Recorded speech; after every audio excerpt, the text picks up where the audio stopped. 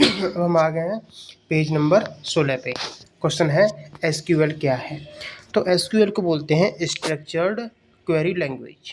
ठीक है, एसक्यूएल वह भाषा है जिसका प्रयोग आरडीबीएमएस में डेटा को मैनेज करने के लिए होता है। याद हो गया, एसक्यूएल क्या है? Structured query language.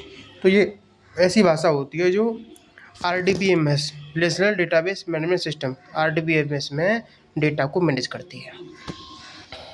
अगला क्वेश्चन है OODBMS, इसे बोलते हैं object oriented database management system. ठीक, तो OODMS क्या है और इसके उदाहरण बताने हैं। तो ये डेटा को ऑब्जेक्ट के रूप में स्टोर करती है और प्रबंधित करती है। OODMS क्या करती है? डेटा को ऑब्जेक्ट के रूप में, क्योंकि नाम इसमें क्या रहा, ऑब्जेक्ट आ रहा है, देखो, तो ऑब्जेक्ट डेटा को ऑब्जेक्ट के रूप में स्टोर करती है और मैनेजमेंट करते हैं। इसके एग्जाम्पल क्या है? ऑब्जेक्ट DB और DB40। ऑब्जेक्ट DB40 ये OODBMS के एग्जाम्पल हैं। यहाँ से नया टॉपिक स्टार्ट होता है डेटाबेस की भाषाएं। डेटाबेस भाषाएं क्या है? तो देखो, डेटाबेस भाषाएं कमांड का एक सेट है। क्या है? कमांड्स का एक सेट, जिसका प्रयोग डेटा को परिभाषित करने के लिए, हेरफेर करने के लिए, नियंत्रित करने के लिए और क्वेरी करने के लिए किया जाता है। डेटाबेस की भाषाएं क्या है? ये कमांड का सेट है जिसका प्रयोग डेटा को परिभाषित किया जाता है और हेरफेर करने में यूज़ करते हैं, नियंत्रित करने में, क्वेरी करने के लिए किया जाता है डेटाबेस की भाषाओं का प्रयोग। अगला क्वेश्चन हमारा है DDL। ठीक है, इसे बोलते हैं डाटा डेफिनेशन लैंग्वेज। तो DDL क्या है और इसकी प्रमुख कमांड कौन सी हैं? अब देखो, DDL को बोलते हैं डेटा डेफिनेशन लैंग्वेज। यह एक डेटाबेस की संरचना मतलब स्कीमा को परिभाषित करती है। डेटाबेस की संरचना को या स्कीमा को परिभाषित कौन करता है? ये करता है DDL। इसकी कमांड्स में अब देखो DDL हम देखो क्या पढ़ रहे हैं, ध्यान सुनना, यहाँ से ये थोड़ा टफ है। यहाँ से हम पढ़ रहे हैं डेटाबेस की भाषाएं। ठीक है, भाषाएं पढ़ रहे हैं। पहली भाषा डेटाबेस की DDL। ठीक है, और इसके अंदर आने वाले सर ये सब कमांड हैं। DDL जो भाषा है, डेटाबेस की भाषा पहली कौन सी है? DDL है। इसमें आने वाली कमांड कौन सी है? ये सारी कमांड इसकी है। ठीक है, क्रिएट, अल्टर, ड्रॉप, सब DDL की भाषा कमांड है। अब पढ़ते हैं सबको। क्रिएट माने क्या होता है? एक नया ऑब्जेक्ट बनाना। अल्टर माने क्या होता है? मौजूदा ऑब्जेक्ट की संरचना को संशोधित करना।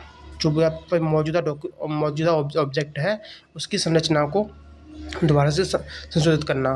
ठीक है, ये अल्टर कमांड का काम होता है। ड्रॉप कमांड का क्या काम है? एक ऑब्जेक्ट को पूरी तरह से हटा देता है। ड्रॉप का मतलब होता है किसी भी ऑब्जेक्ट को से हटा देना। ठीक, ट्रंकेट कमांड का क्या काम होता है? तो टेबल से सभी डेटा को हटा देता है लेकिन टेबल की संरचना को बरकरार रखता है। आई बात समझ? ट्रंकेट कमांड क्या होती है? ट्रंकेट कमांड का काम है टेबल से सभी डेटा को हटाना लेकिन टेबल की संरचना बनी रहती है। अब DDL की अगली जो कमांड है वो है कमेंट। कमेंट का काम होता है, हाँ, अगली कमांड हमारी है कमेंट। कमेंट का मतलब होता है टिप्पणी करना, किसी ऑब्जेक्ट में टिप्पणी जोड़ देना। ठीक, रीनेम का क्या काम होता है? ऑब्जेक्ट का नाम बदल देना, सिंपल। ये सारी कमांड हमने क्या पढ़ी? ये सारी कमांड DDL लैंग्वेज की हैं। और DDL लैंग्वेज क्या होती है? डाटा डेफिनेशन लैंग्वेज होती है। एक डेटाबेस की संरचना मतलब स्कीमा को परिभाषित करती है। ठीक है, अगला हमारा डाटाबेस की जो भाषा पढ़ रहे हैं, अगली भाषा है हमारी DML। ठीक है, DML ये भाषा है डेटाबेस मैनेजमेंट सिस्टम की। DML क्या है और इसकी कमांड्स कौन सी होती हैं? देखो, DML का फुल फॉर्म होता है डेटा मैनिपुलेशन लैंग्वेज। तो DML का उपयोग डेटा को जोड़ने, बदलने, हटाने के लिए करते हैं। DML data manipulation language, data manipulation language कहते हैं इसको। ये भी भाषा है DBMS की। अब इसके बारे में पढ़ते हैं।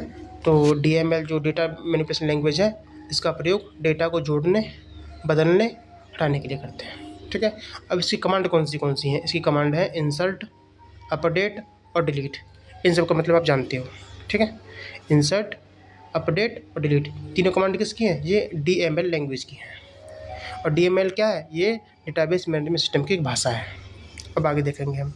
अगली जो भाषा है वो है DCL। DCL क्या है? उसकी क्या प्रमुख कमांड है? देखो, DCL को बोलते हैं डेटा कंट्रोल लैंग्वेज। ठीक है, DCL क्या है? एक भाषा है डेटाबेस मैनेजमेंट सिस्टम की। तो इसका फुल फॉर्म है डेटा कंट्रोल लैंग्वेज। यह डेटा एक्सेस अनुमतियों को प्रबंधित करती है। DCL क्या करती है? DCL डेटा एक्सेस अनुमतियों मतलब परमिशंस को रोकती है, प्रबंधित करती है। इसकी कमांड कौन सी होती हैं? ग्रांट, रिवॉक, 2 होती हैं बस। DCL भाषा की 2 कमांड होती हैं, ग्रांट और रिवॉक। ग्रांट माने क्या होता है? किसी उपयोगकर्ता को अधिकार प्रदान करना, और रिवॉक माने क्या होता है? दिए गए अधिकारों को वापस कर लेना।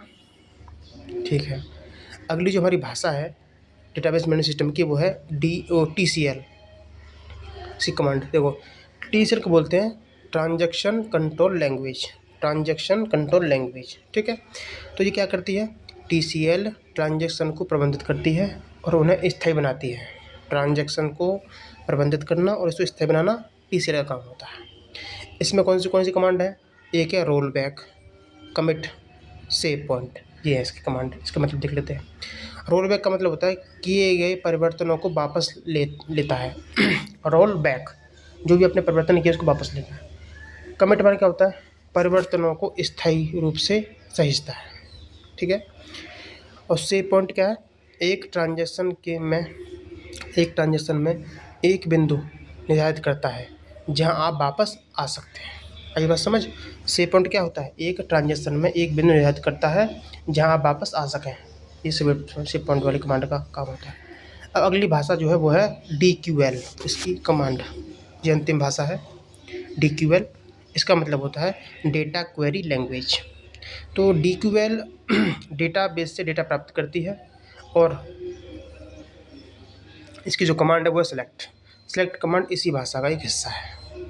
DQL भाषा क्या है? Data query language. तो डेटाबेस से डेटा प्राप्त करती है ये, और इसकी सेलेक्ट करो इस कमांड है। हमने सारी भाषाएं देख ली डेटाबेस मैनेजमेंट सिस्टम की, और सारी भाषाओं कमांड भी देख लिए। अब नया टॉपिक है फाइल सिस्टम बनाम डेटाबेस मैनेजमेंट सिस्टम। इसे अगली वीडियो में देखेंगे।